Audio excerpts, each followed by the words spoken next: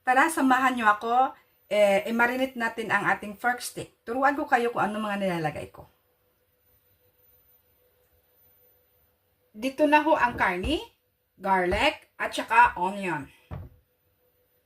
Pepper and soy sauce.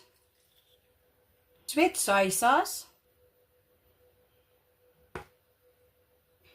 Ang ating lemon. Ito po ay hindi ako nagagamit ng suka, ginagamit ko po lemon. Pag lemon ho, more healthier po pag lemon ang ginagamit natin. I-twist lang po natin ng maayos. Marami ho kasing laman ang lemon.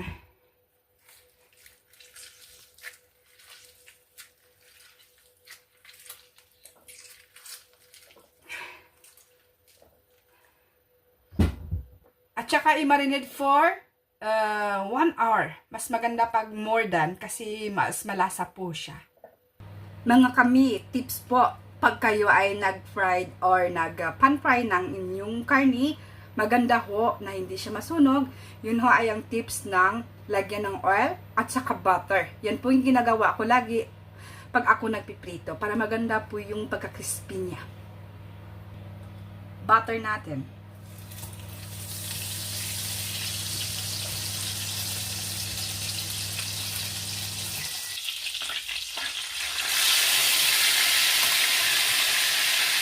Try na ho natin. May butter ho to. Takpan natin para hindi tumalsik.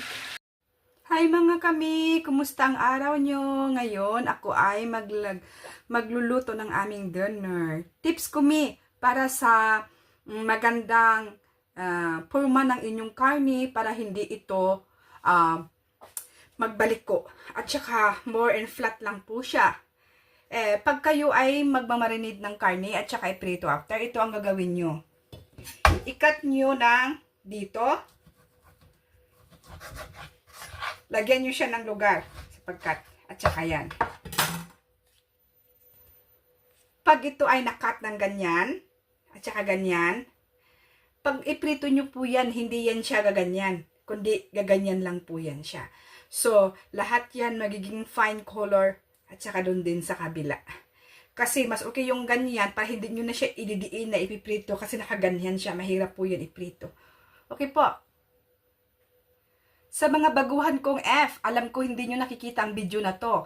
Garlic for marinating po para mabilisan at hindi na kayo magbabalat. Hiwain dito.